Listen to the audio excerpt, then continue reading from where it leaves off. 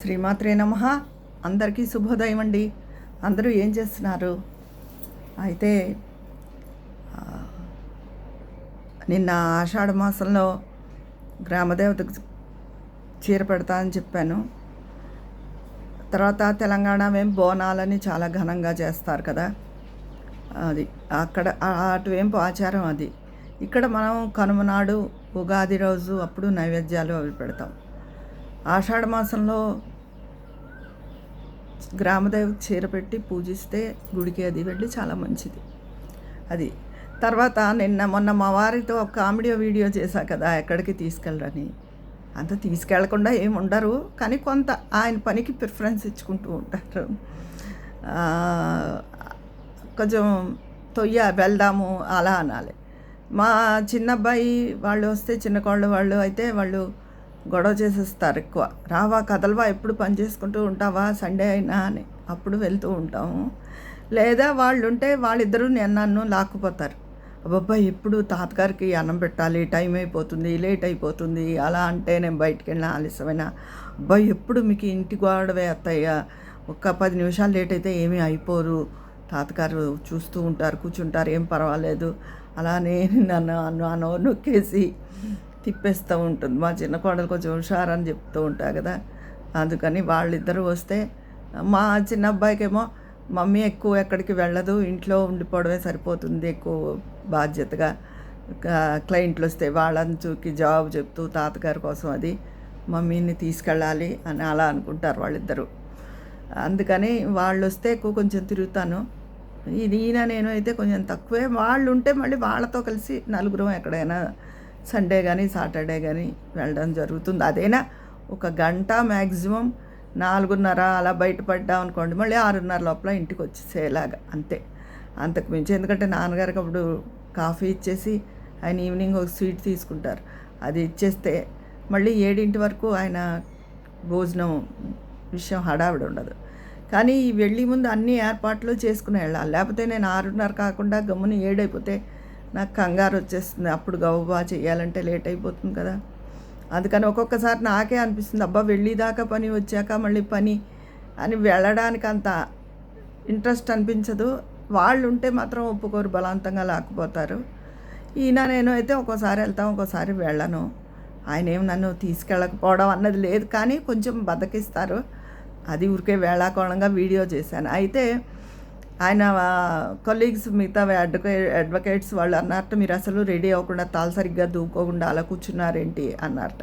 ఇంటికి వచ్చి నన్ను ఎలా పడితే అలా తీసిస్తావా, నువ్వు వీడియో ఇలా అన్నారు అంటే, ఏమండి ఇంట్లో బయటికి వెళ్తున్నాము అంటే చక్కగా రెడీ అయ్యి ఉన్నట్టు తీద్దును, మరి బయటికి వెళ్ళట్లేదు కదా, మీరు అలాగే ఉన్నారు కదా, అలా యాజ్ ఇట్ ఈస్గానే ఉంటారు ఇంట్లో, అన్నీ దువ్వేసుకుని టిప్ టాప్గా రెడీ అయిపోయి కూర్చుంటారేంటి, అంతేగాని నేను అలా తీసేనాను కాదు, మరి ఎక్కడికి వెళ్ళనప్పుడు ఇంట్లో అలాగే ఉంటాం కదా, ఏదో పని చేస్తున్నప్పుడు అని మీరు చెప్పుకోవడంలో ఉంటుంది అన్నాను. అంతే కదండి.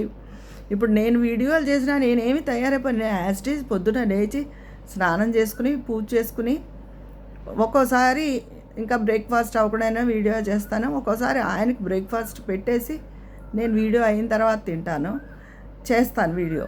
అయితే నేను ఎలా ఉంటానో, ఇప్పుడు ఈ క్షణం మీరు మా ఇంటికి వచ్చారనుకోండి, నేను ఇలాగే ఉంటాను. నేను ఎలా ఉన్నదాన్ని అలాగే మీకు వీడియోలు అప్లోడ్ చేస్తూ ఉంటాను.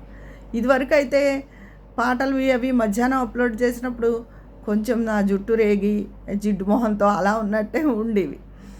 పిల్లలు దెబ్బలాడారని ఈ వీడియో అవ్వగానే ఇలా నేను ఫ్రెష్గా ఉన్నప్పుడే అవి కూడా పాడేసి ఉంచుకుని మధ్యాహ్నం అప్లోడ్ చేస్తున్నాను అనమాట. అంతేగాని ప్రత్యేకించి వీడియోల కోసం అన్నది తయారవడం, ఇంకా నాకు మంచి చీరలు చాలా ఉన్నా అవి వేసేసుకుని ఇదిగా ఉండడం. నిన్న ఏమైందంటారు, నిన్న నేను కట్టుకున్నది గులాబీ పూల చీర అన్నారు, అది సింథటిక్ శారీ, బ్లౌజ్ కూడా లైనింగ్ వేసినా అందులో బ్లౌజే కుట్టించుకున్నాను. నాకు పొద్దున స్నానం అయ్యాకే కట్టుకున్నాను, పూజ అయ్యి టిఫిన్ ఇచ్చిన వీడియో చేసి టైంకి వీడియో అయ్యేటప్పటికి నాకు ఎటో చెమటలు కారిపోయాయి, ఏసీలో కూర్చొని వీడియో చేసినా సరే. చెప్పాక నేను ఎక్కువ వేడి భరించలేను అని వెంటనే ఒక కాటన్ చీర కట్టేసుకున్నాను. అందుకని ఇవాళ మళ్ళీ అలాంటి రిస్క్లు ఎందుకని ముందే కాటన్ చీర కట్టుకున్నాను. అందుకని అంత షోగా నేను ఆ చీరలోనే ఏదైనా ఫంక్షన్కి వెళ్ళడం, ఎప్పుడో ఫంక్షన్ అయిపోతుందా అని చూస్తాను, వచ్చేసి ఇంటికి వచ్చి కాటన్ చీర కట్టుకుంటేనే నాకు హాయిగా మనసుకు ప్రశాంతంగా ఉంటుందండి. అందుకని నేను ఎలా ఉంటానో ఇంట్లో అలాగే వీడియోలు చేస్తాను. అలాగే ఆయన ఎలా ఉన్నారో అలాగే వీడియో చేశా. అయినా ఒకవేళ బయటికి వెళ్తున్నారనుకోండి, నిజంగానే రెడీ అయిన వీడియోయే మీకు చూపిద్దును. బయటికి వెళ్ళకుండా ఇంట్లో జుట్టు రేపా అనే పని ఆయన చేసుకుంటే అలాగే వీడియో తీసేసాను.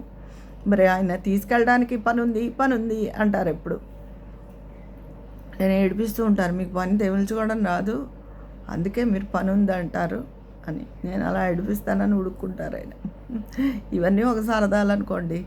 అది నేను ఎక్కడికైనా వెళ్ళాలి, నాకు ఉత్సాహం రావాలి, తీసుకెళ్ళాలి అంటే కానీ తప్పకుండా మా చిన్న అబ్బాయి చిన్న కోడలే ఉండాలి వాళ్ళు. మా పెద్ద అబ్బాయి చదువుకునే రోజుల్లో నా దగ్గర ఉన్నప్పుడు వాడు అలాగే ఉండేవాడు. వెళ్దాను అప్పుడు మా చిన్నవాడు వాళ్ళిద్దరికి కొంచెం ఏజ్ గ్యాప్ ఎక్కువ, పెద్దవాడికి చిన్నవాడికి. ఇప్పుడు కలిసిపోయి ఇద్దరు బోల్డ్ కబుర్లు చెప్పేసుకుంటారనుకోండి ఈక్వల్గా. కానీ అప్పుడు మా పెద్ద అబ్బాయి మమ్మీ రా బయటికి వెళ్దాను రా అనేవాడు. అప్పుడు ఎవరి బాధ్యతలు ఏమీ లేవు. ఈయనలాగా ఎప్పుడు హడావుడిగానే ఉండేవారు. నేను పిల్లలు వెళ్తూ ఉండేవాళ్ళం. వాడు దగ్గర నుంచి వెళ్ళిపోయి దూరం వెళ్ళిపోయాడు. తర్వాత పెళ్ళైపోయింది.